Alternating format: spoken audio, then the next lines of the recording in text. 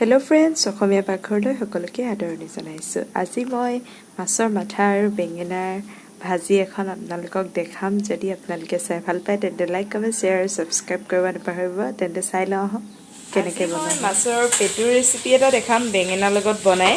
আমি বনোৱাৰ দৰে আপোনালোকেও এদিন বনাই খাবচোন। কেনেকুৱা লাগে কমেণ্ট বক্সত জনাবলৈ নাপাহৰিব। এয়া চাওক, মই বিলাহী মিহি মিহিকৈ কাটি লৈছোঁ, এইফালে পিঁয়াজ লৈছোঁ, এইফালে নহৰু আদাৰ পেষ্ট লৈছোঁ আৰু জলকীয়া লৈছোঁ। ইয়াত কাটি থোৱা পিঁয়াজখিনি এড কৰি দিছোঁ আৰু এইখিনি মই অলপ ৰঙচুৱা হোৱালৈকে ভালদৰে ভাজি লওঁ। এয়া চাওক, পিঁয়াজখিনি অলপ ৰঙচুৱা হোৱাৰ পিছত মই এতিয়া ইয়াত এড কৰিছোঁ কাটি থোৱা বিলাহীখিনি।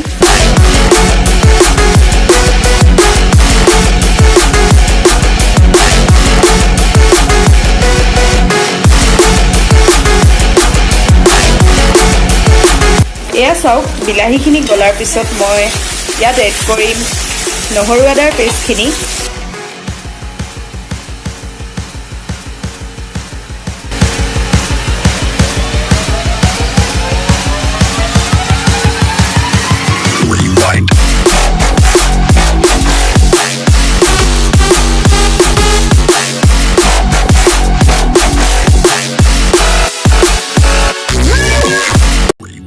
এইখিনি আমি মছলাখিনি দি ভালদৰে অলপ ভাজি ল'ম যাতে মছলাৰ কেঁচা গোন্ধটো নাহে।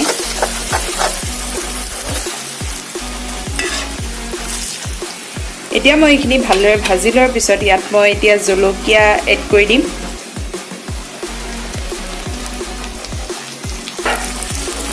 এতিয়া মই এইখিনি আকৌ এবাৰ ভালদৰে লৰাই ল'ম।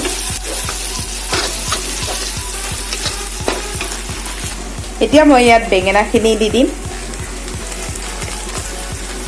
বেঙেনাখিনি ভালদৰে লৰাই ল'ম। মই বেঙেনাখিনি সিজিবৰ বাবে ঢাকনখন লগাই দিছোঁ। ইয়াত মই এতিয়া বেঙেনাখিনি অলপ সিজাৰ পিছত নিমখ এড কৰি দিম। নিমখখিনি দি মই এইখিনি আকৌ এবাৰ ভালদৰে ভাজি ল'ম। এয়া চাওক, মোৰ বেঙেনাখিনি সিজিছে। এতিয়া মই ইয়াত ফ্ৰাই কৰি থোৱা মাছৰ মাথাকেইটা এড কৰি দিম।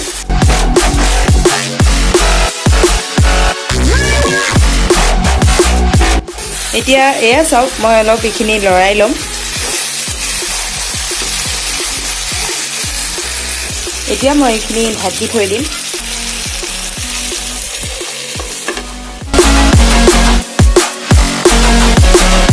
এয়াই আছিল আমাৰ মাছৰ মাথা আৰু বেঙেনা ৰেচিপিটো। যদি আপোনালোকে চাই ভাল পালে তেন্তে লাইক, কমেণ্ট, শ্বেয়াৰ আৰু ছাবস্ক্ৰাইব কৰিব নাপাহৰিব। তেন্তে আজিলৈ ধন্যবাদ।